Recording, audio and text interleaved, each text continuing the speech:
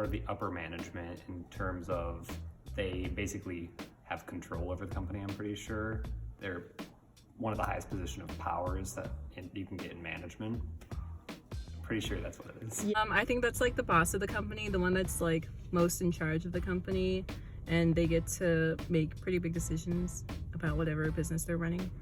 A male CEO, Steve Jobs, I think, was considered a male CEO.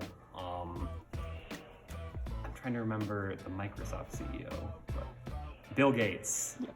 Yep. Yeah. Was Steve Jobs the CEO? Yeah, okay, Steve Jobs. Yes, actually, Kathleen Kennedy for the Lucasfilm or Disney franchise, I believe, is the CEO. Good job. Yeah. No. CEO of color. Or a woman. Or a woman. Either or. I actually don't think I can.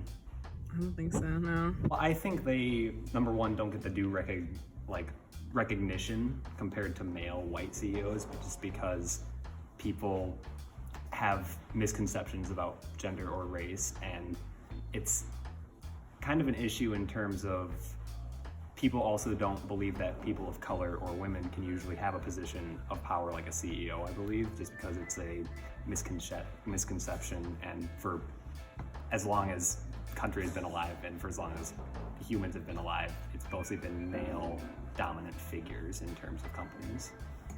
Maybe because they don't get enough credit like they should, as much as like maybe Steve Jobs or like Bill Gates. Like racism and sexism, because I don't know, when you think, like I feel like when society thinks of like powerful men, they like, or men who are like capable of like doing the best job, they think of like white male, like who can fulfill the duties of a CEO. So like, Yeah. it's pretty sad though. I think the majority of ads historically and recently are generally focused on white people. It seems like there is a major bias against showing people of color or minorities in advertisement, because I think it plays off of some bias that marketing campaigns and consumers have towards those groups of people. So I think it is definitely marketed towards specific people. They have very specific people they want to market to. Yeah, absolutely. Yeah. I believe I do, because I think people tend to focus on people that are similar to them.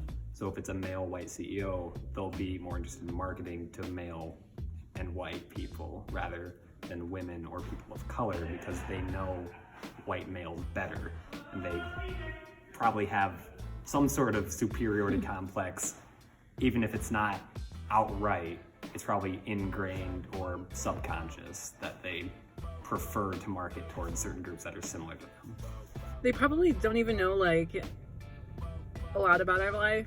They can't, you know, it's very hard to get perspective on a certain group that you're not a part of, you know, like it's very strange, and I don't know, maybe the ads won't come across as like maybe as good as they could be if they were, I don't know. I believe I'm sure I have actually, but it's usually from organizations that are specifically related to the Black community. So like, I think it's the NAACP. I'm thinking that's what it is. They have marketing campaigns that are obviously marketed towards people of color or whatnot, because that's what they're focused on. Right. So in terms of specific marketing, yes, but otherwise it's usually pretty clear cut in terms of this is mostly white people being marketed. Yeah, I definitely have, especially like on Facebook and like where they like really know who I am. Like I feel like they put out ads specifically towards like my, like, cause I'm a woman, and like my ethnicity too, so. I believe it can, if people that actually believe it can are placed in places of power. So it depends a lot on the leadership of both government and company, and any other thing. Any small amount of change can, I think, snowball effect effectively if you have people that actually believe in it and are willing to actually try it, despite the fact that it might offend people that have different views, because I think it's a necessity of change to offend people, because you need to break cycles that are perhaps no longer considered okay, and that might make people uncomfortable. Right. I think they're changing for the most part the better. Now, why Trump is president, that's beyond me. But for the most part, generally speaking, I think our views are changing for the better. Like, yeah, I hope we can break the cycle. I think now that as we're like moving on in time, I think hopefully a lot of people are becoming more supportive of like minorities, like women and minor ethnicities and people of different sexual orientation, and they're like trying to support them more. So maybe there's hope for me in the future.